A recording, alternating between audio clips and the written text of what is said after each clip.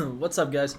Today we are starting the Metasploit series, and this is going to be a lot of fun because Metasploit, if you guys aren't familiar, it's a framework that really allows you to take advantage of a lot of vulnerabilities. It has a lot of pre-built ones in there for you that you can search. It's updated consistently, but we're going to dive into it and start talking about it and some of the ways to use it, and also some of the pros and cons to it in a sense. Okay, so here it's just kind of like everything else. Metasploit has the pro version and the framework.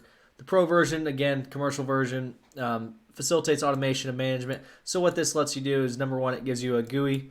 Number two, it automates and manages tasks for you if you're doing a lot of pen tests or you're doing consistent things over and over. You want to have the automation feature. It's very nice. The framework is the open source version. This comes with Kali, Parrot, most Linux distros that are used for pen testing. So here it's showing you, it has a set of tools. The tools are the MSF consoles, the modules, and the tools. So the MSF console is the main thing that you're going to use when you type in MSF console on Parrot, Kali, etc., etc.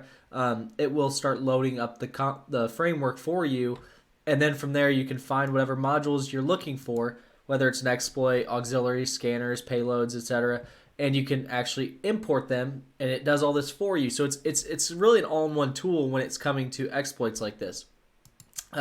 So here, tools, standalone tools that will help for vulnerability research, blah, blah, blah. So you can import tools as well, such as scanners and things, that will do things that maybe won't necessarily exploit something, but it will still do the scanning for you, such as just like Nmap would. So you can use tools like that with it.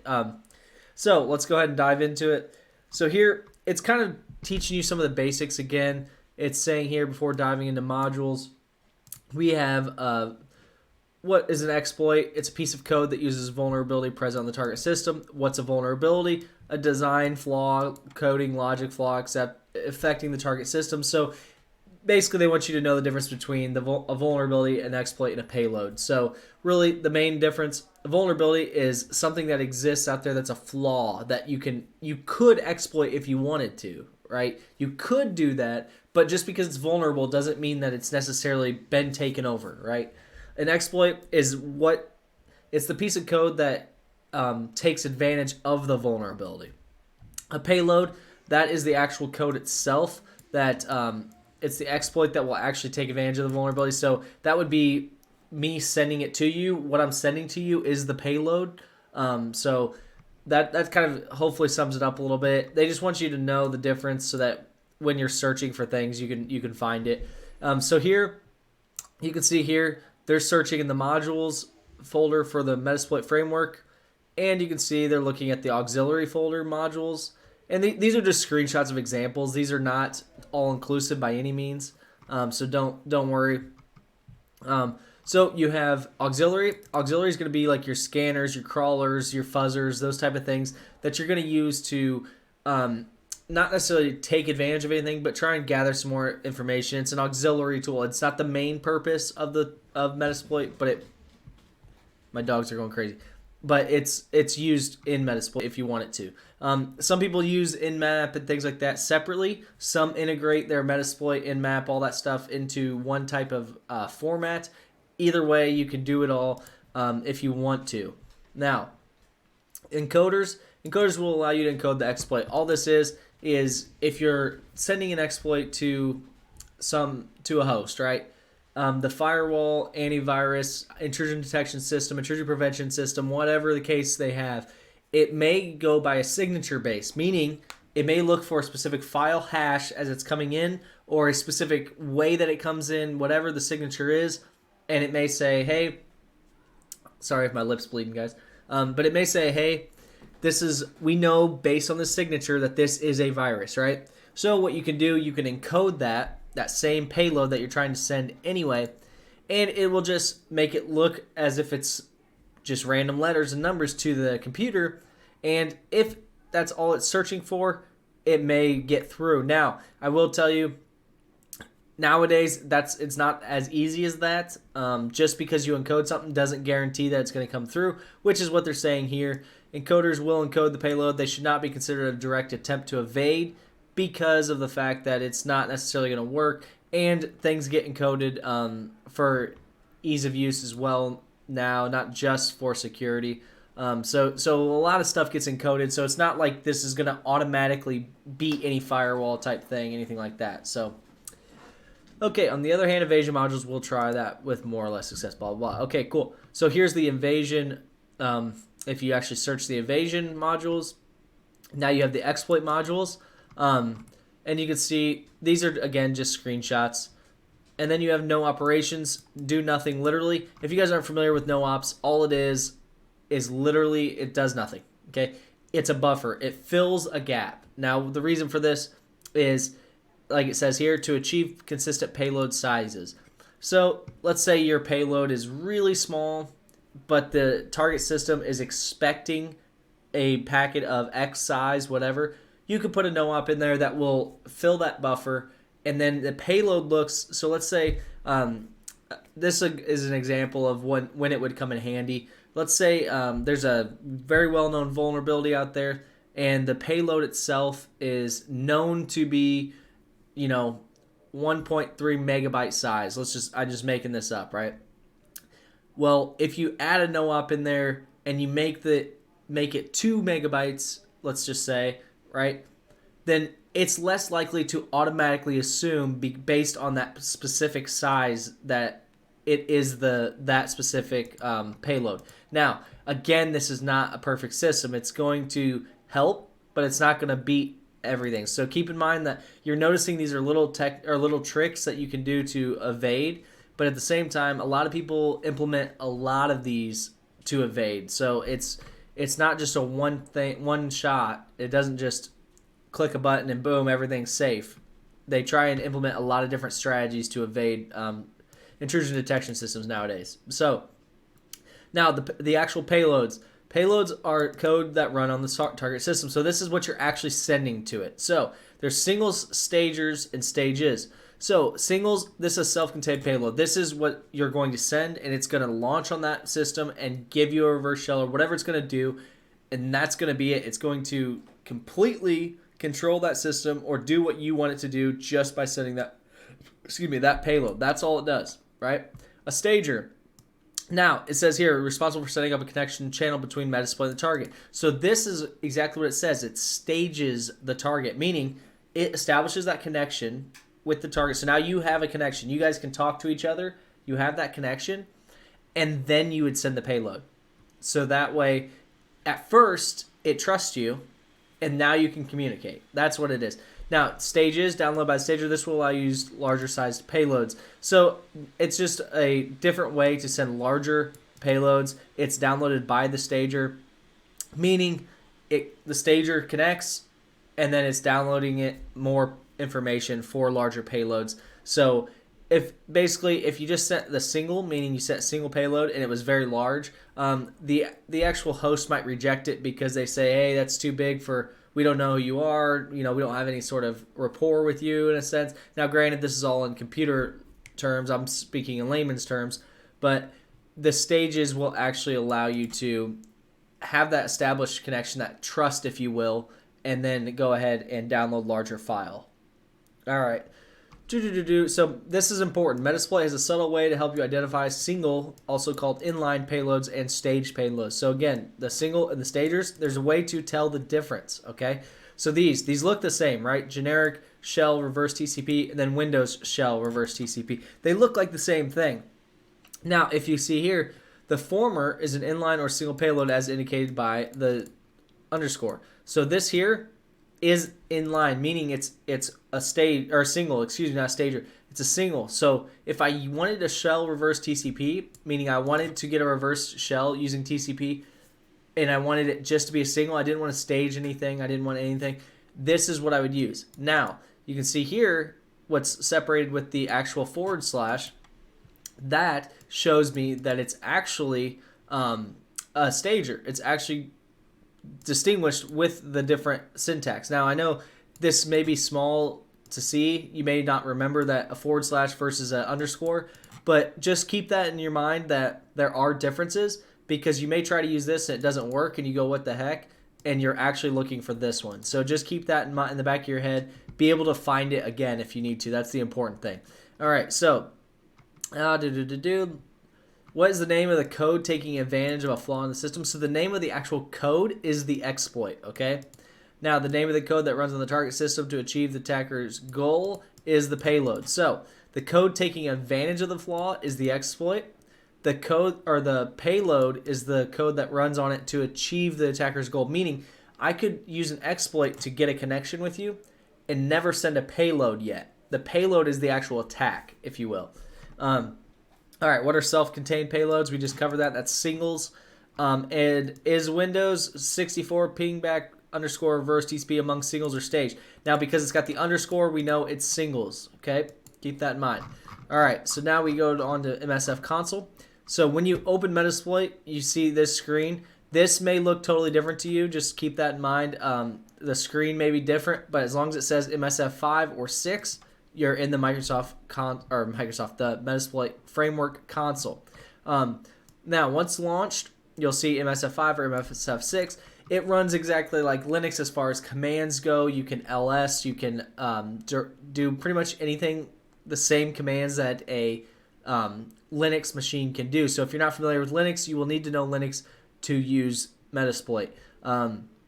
Now, you can see here they're showing that they can do a ping command. All they're doing here is showing that you can run the same type of commands in the Metasploit framework as you can on a Linux box. That's nothing new. All right.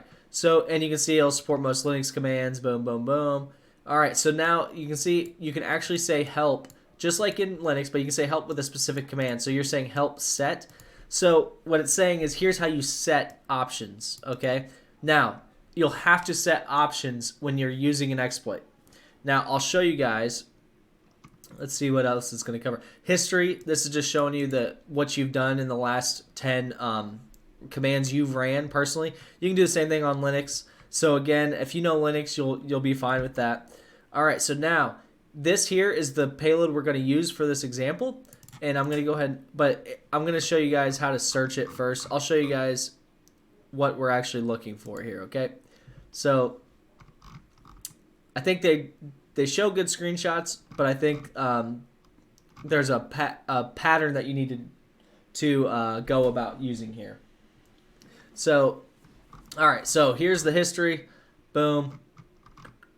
All right, and here's the exploit that they want us to use. Now, you notice they just go straight to use. That's not what you would do in a real environment, theoretically, right? So let's say we know MS17010 Eternal Blue. We know we're looking for the Eternal Blue exploit, right? First thing I would do is search for Eternal Blue. And you see we have the match right there. And that's the actual exploit, the exact same one they're talking about. And you can see here we have multiple ones. We have the auxiliary, and that, it'll tell you what it's going to do, description. Then you have, let's see, another auxiliary scanner. So that's going to scan and tell you if it has remote code execution detection on it. That's what it shows right here. And then you have this here, the exploit Windows SMB, and that's the one we're going to actually use today.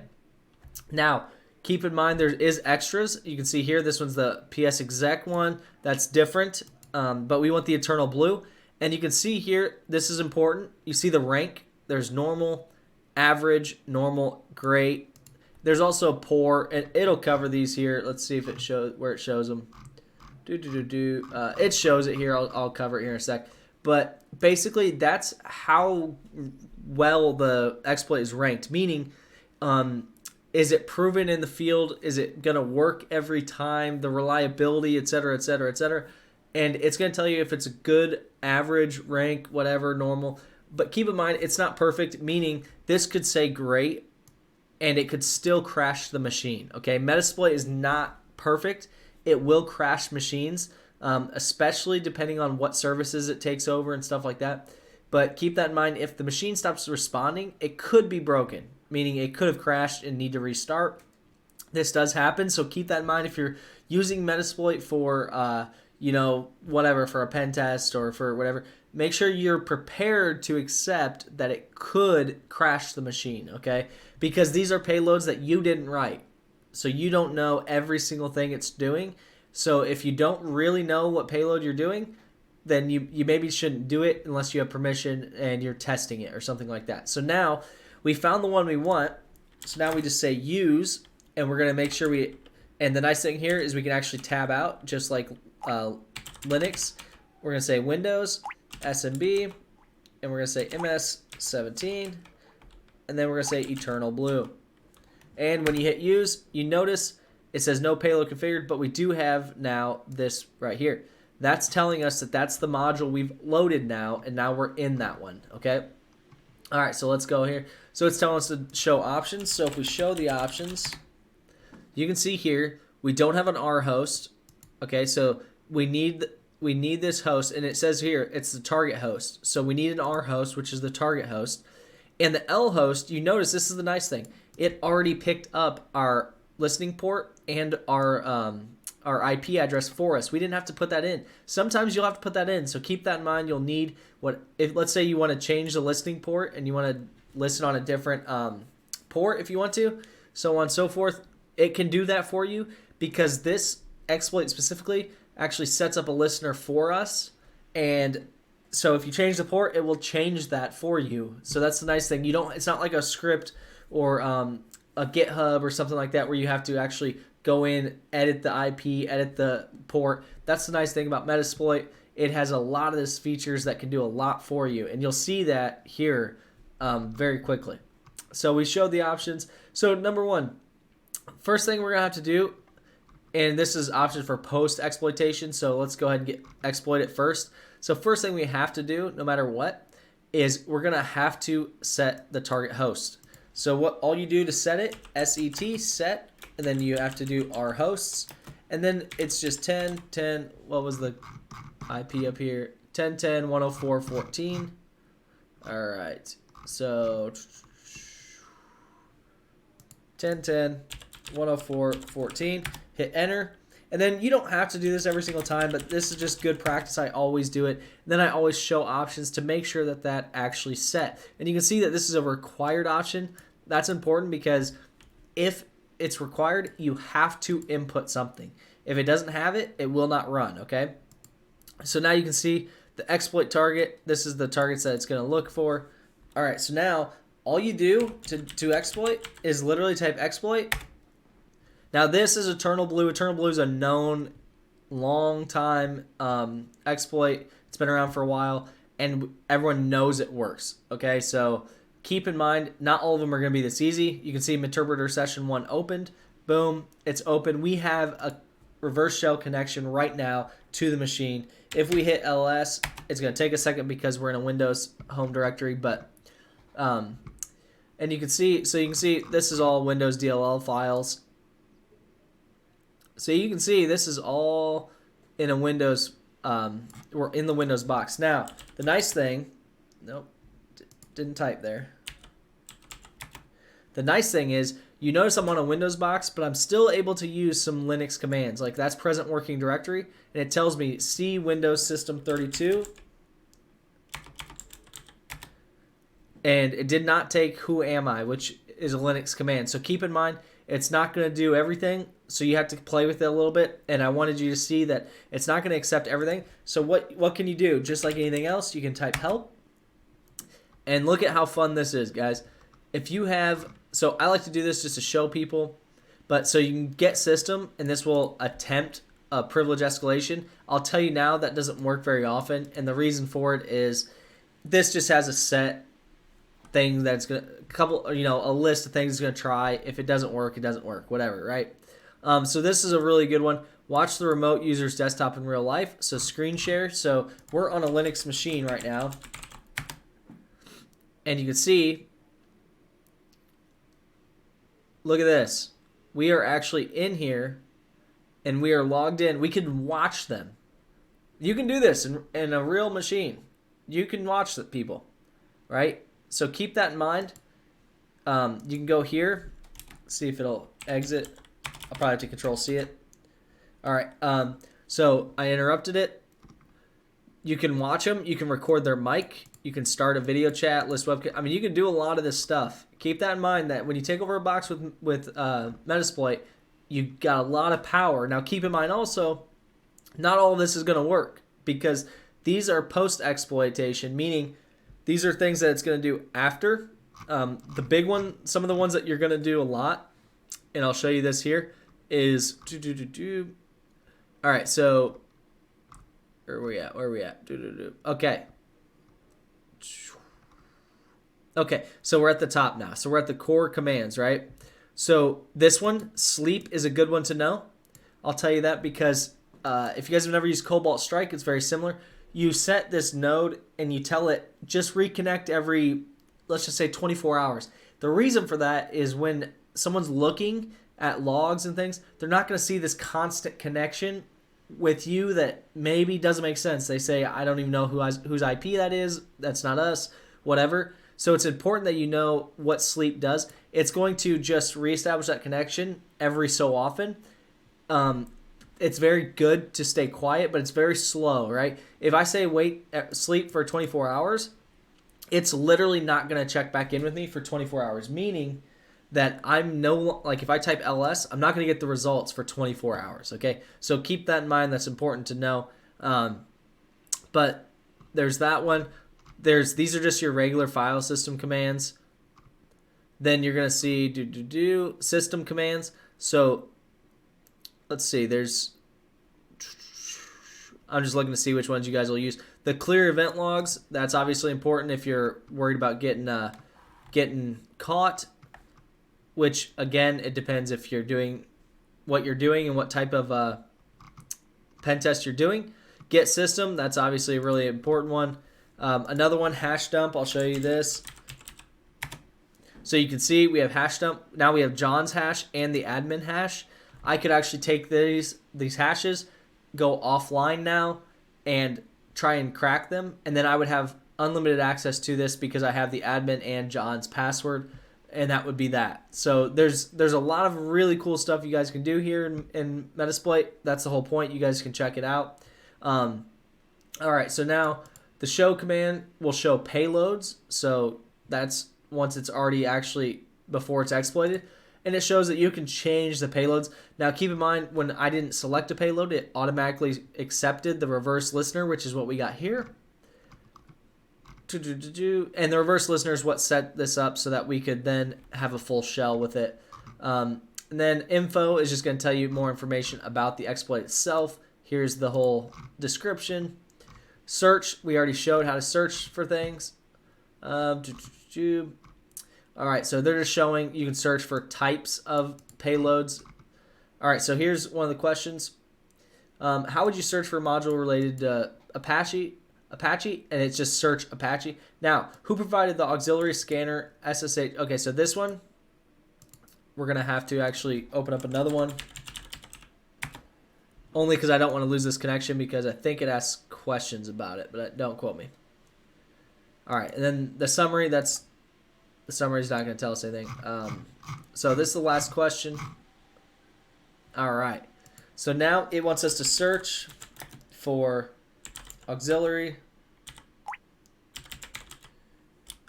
Actually, it wants us to search for SSH.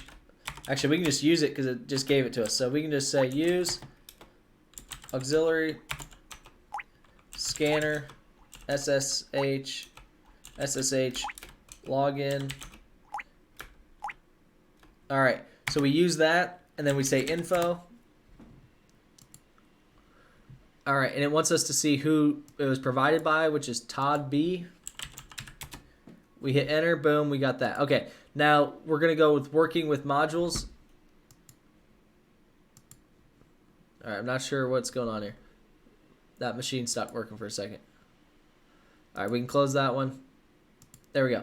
Okay, so now this one here, it's just showing us the show options. I already showed you guys that. I'm not going to cover that again. All right, so we've got the show options. We've got the eternal blue. That's what it's showing us here. We've already done that. Boom. Now it's showing us that we have the shell on the target system, C Windows System 32. And we know that because we did present working directory, and we're in C Windows System 32. We're in the same thing they are. All right, and then from here, as mentioned earlier, the show options command will list available parameters. Now, if you see here, it won't work here because we have the shell. They're showing it here. I don't like the way they do this sometimes because it looks like they're talking about the shell, but they're not. They're talking, you can tell here because it's got the MSF5 still, that they're talking about it before you actually exploit it. And you can see they don't have an rhost setting in there. So they have to put that option. If they don't, it's not going to run. And that's what they're showing here. Set rhost. Boom. Now they have it. Now it'll run. And then here they're showing to flush all that data if you want to in the future, like let's say we go ahead and exit this, it exits it, and then we say show options.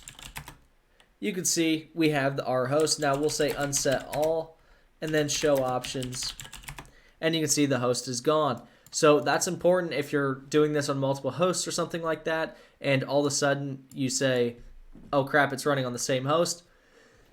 Excuse me. Bless me.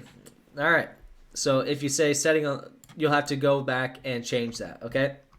Now you can use the set G command to set values that will be used for all modules. This to me is a global command. So basically we set the rhost using the variable set G command instead of the set command. What this does is then it sets it globally. So if that's your target, no matter what host you go to, or no matter what module you go to, it will automatically add that to the rhost. That's where I like what they're saying. The problem I'll show you here in a second.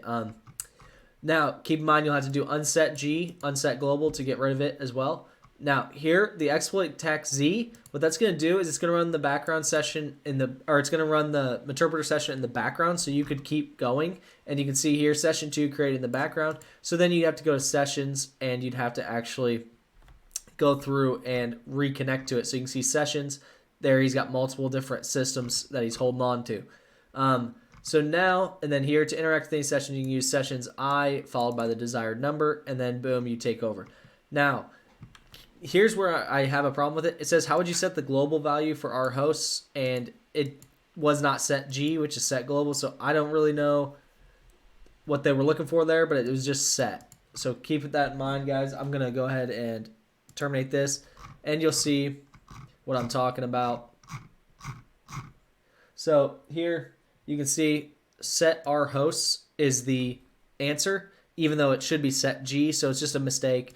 How would you set the L port value? It's just set L port 6666. Then what command would you use to clear a set payload?